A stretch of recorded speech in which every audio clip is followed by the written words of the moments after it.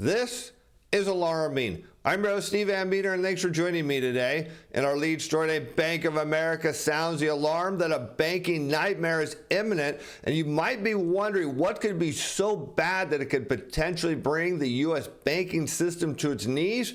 Well, you might remember those toxic assets during the global financial crisis that nearly crushed the U.S. and global financial system. Well, here's the problem. They're back and even bigger than before. And the worst part, as you're about to see, not even 0% interest rates may solve it this time. Let's over to Bloomberg, where we picked today's story up with a headline. As B of A CEO says commercial real estate will be a slow burn. That is, until it turns into an all-out inferno, as you're about to see. Bank of America's Chief Executive Officer Brian Moynihan said it'll take time for the banking industry to work through these issues that are starting to get very dangerous with the commercial real estate loans. Commercial real estate is a slow burn. He says it's a classic burn, but that's not the case at all. Throughout history, U.S. commercial real estate prices tend to rise or be fairly stable. We've not been in too many situations where we see valuations drop, where we've seen buildings just get emptied as workers stop going into the office and start working from home. We've not been in this situation before. The worst part, as you're going to see, is all the toxic assets that have been created by this sector through the banking system and just how close they are to exploding. The trading agent, which is these assets have to move at a price tomorrow morning, isn't the way the banking system works because, well, normally they don't move much at all. And last year was a bleak one across the banking industry. In the first half, dozens of regional lenders swooned and some outright collapsed as rising interest rates slashed the value of assets on their book, saddling U.S. banks with hundreds of billions of unrealized losses. So we start to the core of the issue that by raising short-term interest rates and inverting the curves, what happened now is banks are sitting on massive unrealized losses from the perspective of not just their normal loan book, but also those treasury and mortgage-backed securities they bought at the bottom end of the pandemic when rates were near zero and in some cases were briefly negative. So keep that in mind. Some lenders started raising the possibility of defaults on commercial real estate loans, and the problem has yet to subside. Now, this should happen because if we are indeed in this no landing or soft landing scenario, we should see defaults go down as the economy rebounds. This makes perfect sense. But as New York Community Bank here just recently needed a cash infusion against its own property loan troubles. And this is a problem because what it's telling us is what's going on in the banking system is not getting better. The issues are not healing. In fact, they're getting worse, and they're about to get a whole lot worse. And we work with clients, referring to Bank of America's clients. You take a building and figure out what the ultimate in-state rental rolls will provide. Right now, that number is going to be down significantly for a lot of properties. You refinance it, that is, if you can. Sometimes that wipes out the equity. Sometimes it doesn't. We're careful on how we underwrite as an industry, and that's not true at all, as you're about to see, because what happened during the pandemic is there was a lot of loans taken out and a lot of risky loans. And then Wall Street did what Wall Street does best. They package them into toxic assets and unload them onto the investing public. If you're saying this sounds just like the global financial crisis, the problem is it is, except it's only worse. And here you can see the issue of what happens to the banking industry that Brian Moynihan just doesn't seem to understand is when you look at what the Fed does by inverting the yield curve. Here we see the 10-year, 2-year, and what happens here is anytime you see the red line below the horizontal black line, what that means is the Fed believes the short-term rates need to be higher than the market would normally price them at. When you do that, it keeps the banks from lending because banks make money on the interest rate spread in addition to fees and origination costs. The problem is without that spread on the interest rate, what you notice is commercial industrial lending, this is the weekly data shown on a year-over-year rate of change in blue, starts to decelerate following these inversions, and that happens every time. And even when the curve starts to appear to normalize, which happens when the red line goes up, that's when rates fall, well, you'll notice that the blue line continues to go down and even starts to contract just like it is now. And that's because as as rates fall, financial conditions tighten, banks could make money, but they're panicking at this point and they choose not to. And this is dangerous because you'll see that this happens every time going into recession, and it's followed by a deceleration and then a contraction of lending. As you know from watching the show, the risk here of what happens is because commercial banks create money when they lend, they also destroy money as loans are paid back. And when you have on net a negative contraction in lending, that tells you the banks are destroying money. In a debt-based economy, that means the probability of defaults and delinquencies starts to go up, as does the probability of an all-out financial crisis. And that's because, again, Wall Street does what Wall Street does best.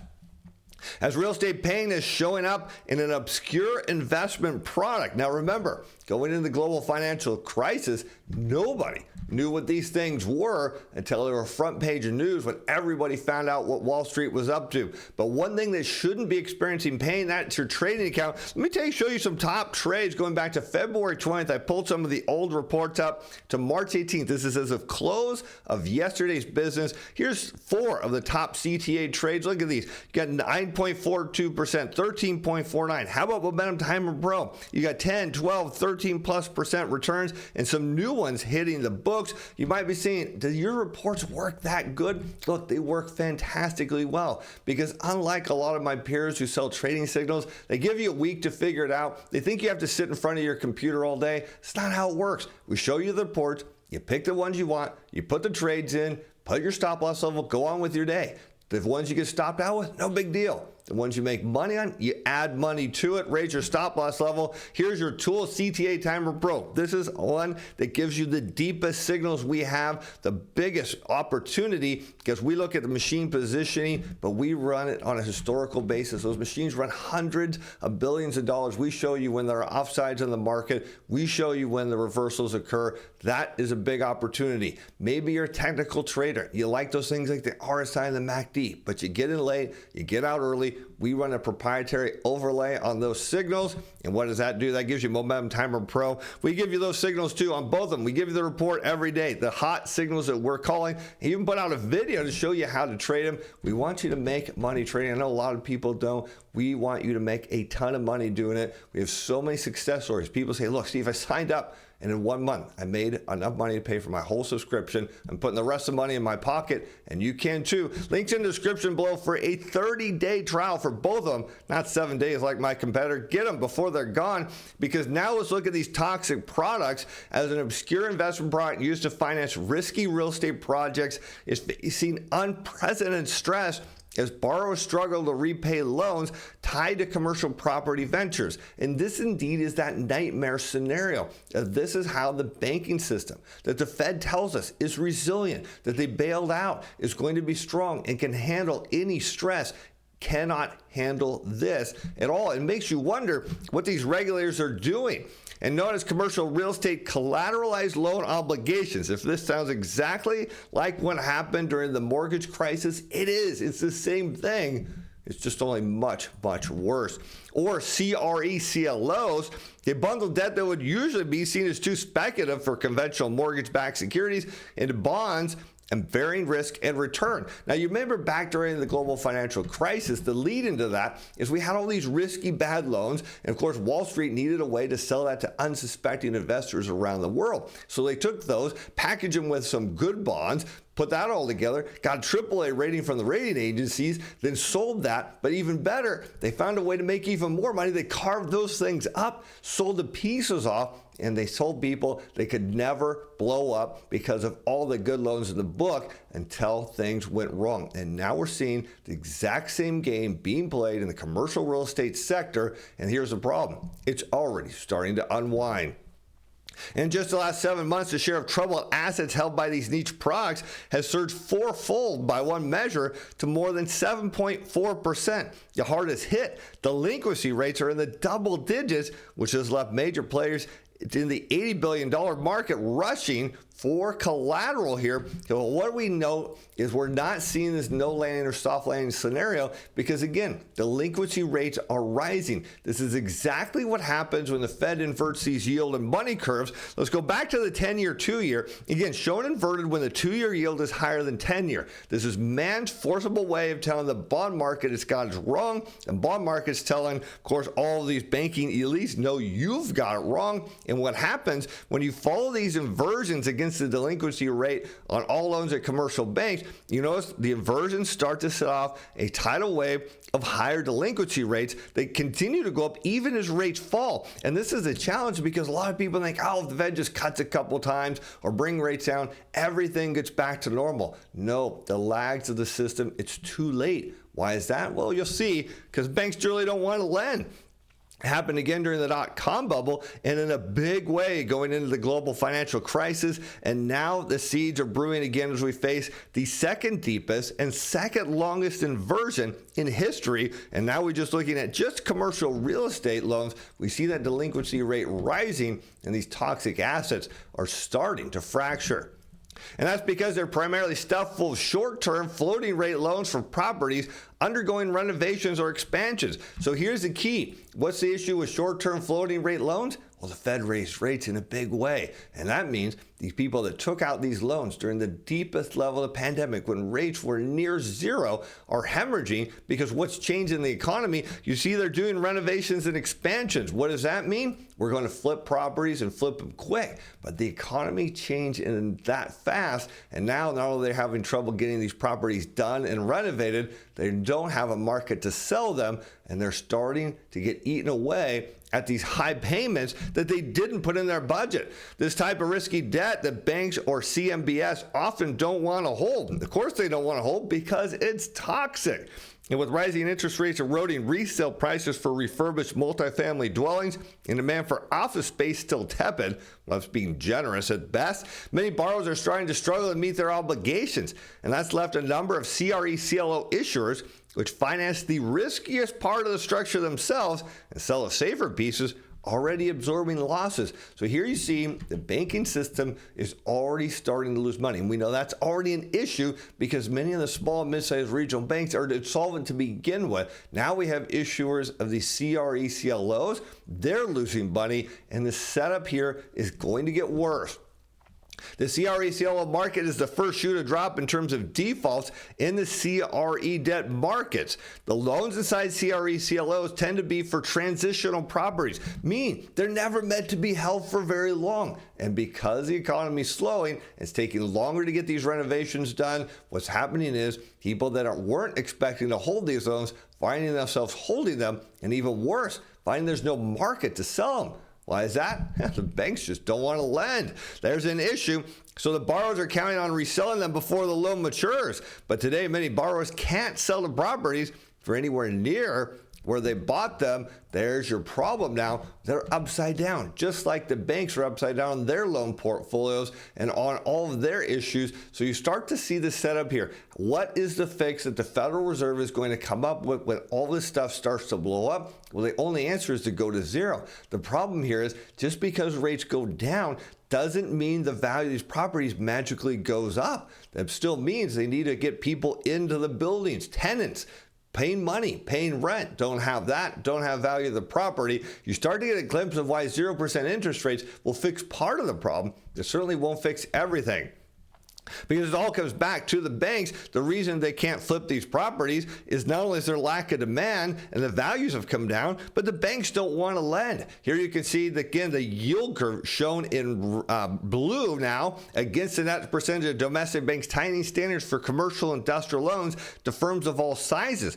So what you can see is when the yield curve is inverted, here you see in blue, what happens is banks start tightening lending standards because, again, they don't make money on the interest rate spread. They still lend, but not as much, only to value borrowers and projects they feel that they're going to get their money back. And you'll see this trend. What happens, again, post-inversion, banks start tightening standards. Now, the belief is that the banks are going to ease standards at some point in the future. But here's the part I want you to see. As rates fall and the yield curve steepens, what happens? Banks make things even tighter, and that is not a good scenario here for all these people that had these unrealized losses on these properties. It puts them in situations where they're going to forcibly default, and that is going to be a monster problem for the banks that we already know are insolvent.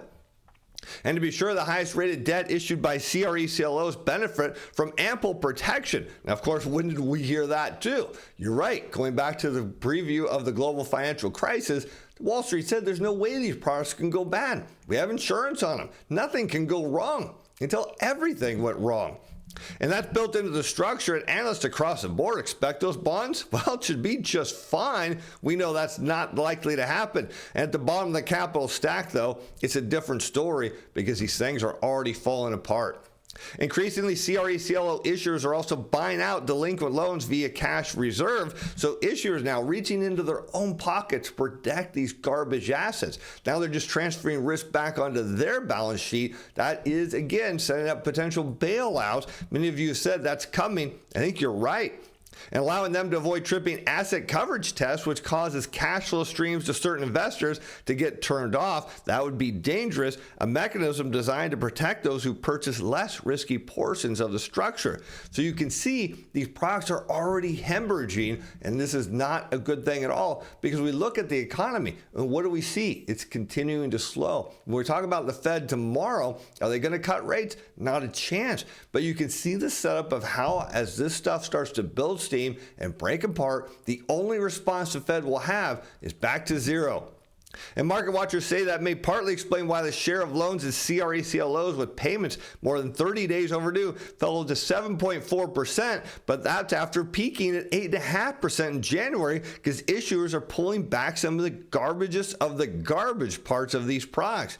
Another measure of CRE CLO loan stress from Citigroup that uses different criteria touched 4.8% in January, the highest in data going back to 2014. So you can see we're in the early stages of these products blowing apart. It's not good. And again, we come back to the economy, we come back to the banks, we come back to the Fed, and we see nothing that changes in the next 30, 60, or even 90 days to make these things seem like they're going to turn into gold. And incentives in these structures are substantially aligned with bondholders, and there's strong motivation for sponsors to buy troubled loans out of the trust. Well, that is until they run out of money. And I don't think everyone is going to have enough money or financing to do that. It's a ticking clock, and that's exactly the point. The more of these things that go bad, the more of these issuers are going to have to buy back some of these bad pieces of it. At some point, they run out of money, and next thing you know, the issuers are going down too. And CRE CLOs attracted little attention for years. Of course they didn't, but that's just the way things in Wall Street go. And then in 2021, now remember, this is when interest rates were exceptionally low. The pandemic produced the perfect conditions for a surge of issuance as new work from home and social distancing norms resulted in more Americans moving into separate households, many of them in the Sun Belt. The result, an unprecedented increase in demand from real estate investors taking out short-term floating rate loans, again, at ultra low interest rates to buy apartment buildings, renovate them, and hopefully sell them at a profit, strategy known as fix and flip. And believe me, I can tell you that has happened here in a big way. I'm in Florida. This is happening all over the place. And what's happened since then, a lot of these people that bought apartment complex are hemorrhaging. They're trying to get cash out to stay afloat. I'm hearing from people I know in the industry that their companies have 6 months or less of cash. It's a dangerous game, and that's going to lead to more layoffs. As issuance of CRE CLOs leaped from $19 billion in 2019 to $45 billion in 2021, and as much as 72% of the collateral inside CRE CLOs is backed by multifamily properties, which got overbuilt here. And now, as you see things slow down, people are going to head back to home. You'll notice that as we see unemployment claims rise, as we see people get on and stay on unemployment, they're going to have no choice but to leave their apartment and go and live back with their parents, family members, somebody else, leaving more vacant units. And with another 13% tied to offices, this is dangerous, according to the data provider Trepp. And the share of delinquent loans is CRE CLOs from Arbor Realty Trust, one of the industry's largest issuers, touched a whopping 9.2% in January before sliding back down to 8.1%. So you can see delinquencies are building steam, just as we predicted would eventually happen when all the stimulus money passed through the economy and the tightening effect of what the banks are doing because the Fed inverted the yield curve would all come to roost. And look at this, at least two CRE CLOs from Reedy Capital, another major issue, have already breached safety triggers, while 15% of his loans have been transferred to workout specialists, known as special servicers who are trying to get money out of these people to keep these products afloat. Again, talk about danger zone. And just last week, 4 CRE CLO bonds issued by Blackstone Mortgage were downgraded by Morningstar because of higher expected losses on loans, with the lowest rated bond tranche cut to CCC. The downgraded bonds belong to CLO that's primarily backed by office properties rather than multifamily dwellings. In fact, even short seller Carson Block in December said he was betting against the publicly traded REITs, predicting that even if the Fed lowers interest rates, as I have said, losses on its loans could reach well into the billions, wiping out all of the trust equity. So you can see that even going to zero will not fix it. But does that mean the Fed's going to cut? Well, not a chance, at least not yet. As the Fed is playing a waiting game on rate cuts, the rules are starting to change. This from Nick Timbers, the Wall Street Journal, who has accurately predicted the Fed will do nothing tomorrow, as we already know, that only talk about what is to come. But here, this is a sticking point. The adverse turn in the latest inflation data is a sobering reminder how hard it is to stick a soft landing at a time when everyone's saying we have. There are a lot of things that have to simultaneously go right. And if rates are elevated, that increases the risk of a hard landing. In this case, it increases the risk that CRE CLOs are going to outright explode, kick off the next financial crisis here in the United States at a time when we already know China, Germany, and many other countries are hemorrhaging in all kinds of different ways. You can see this is a nightmare scenario coming to the banks. One, the 0% interest rates can't fix. And with that, I'm Steve Van Meter. Thanks for watching. Thanks for being fans. Bye now.